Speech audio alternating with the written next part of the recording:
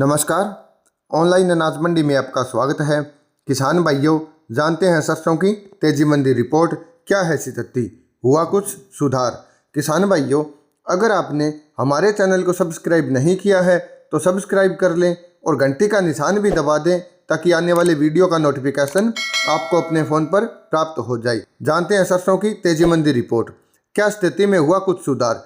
साथियों, भारत में पिछले 3 साल से ठीक ठाक बारिश हो रही है और इसके कारण अच्छी तिलहन फसलें हुई है, जैसे खाद्य तेल की घरेलू उपलब्धता में 15 लाख टन की बढ़ोतरी हुई है।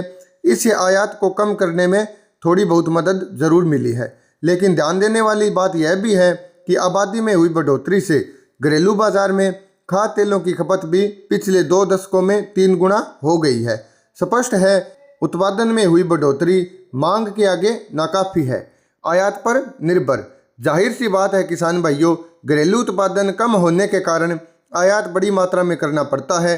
भारत मुख्य रूप से इंडोनेशिया और मलेशिया से पाम तेल का आयात करता है, जबकि सोया तेल ज़्यादातर अर्जेंटीना और ब्राज़ील से आयात किया जाता है। रूस और यूक्रेन से सूरजमुखी तेल का आयात किया जाता है, लेकिन अब वैश्विक स्तर पर खाद्य तेलों की उपलब्धता का संकट बढ़ता हुआ दिखाई दे रहा है। भारत जो बिना आयात के अपना काम नहीं चला सकता, इंडोनेशिया के निर्यात प्रतिबंध के बाद अब नए विकल्प तलाश रहा है। दोस्तों, देखने वाली बात यह भी है कि इतना कुछ होने के बावजूद पिछले कुछ दिनों से घरेलू बाजार में खाद्य तेलों में गिरावट आ रही है।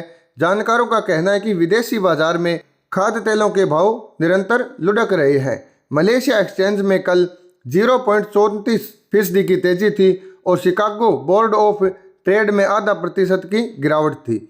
रुपए में गिरावट का असर, कुछ जानकारों का मानना है कि भारत के घरेलू बाजार में तेल तिलहन की गिरावट मलेशिया और सीपीओटी के कारण नहीं, बल्कि पिछले 2 कारोबारी सत्रों में रुपए में गिरावट में बने रहने से आयात महंगा हो गया है, जिसके कारण कम आयात होने से विदेशों में गिरावट बढ़ी है और भारतीय व्यापारी विदेशी रुझान के हिसाब से चल रहे हैं और दाम कम कर रहे हैं, जबकि इसके उल्ट होना चाहिए, क्योंकि आयात घटने से भारतीय बाजार में उपलब्धता कम होने के चलते भाव बढ़ने चाहिए।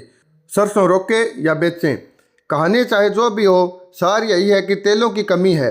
सरसों तेल सस्ता होने के कारण फुल डिमांड में है। फिलहाल गर्मी की वजह से उपभोग भले ही कम हो, लेकिन मानसून के आने के बाद बारिश के मौसम में जब डिमांड बढ़ेगी तो कीमतों का बढ़ना तय है।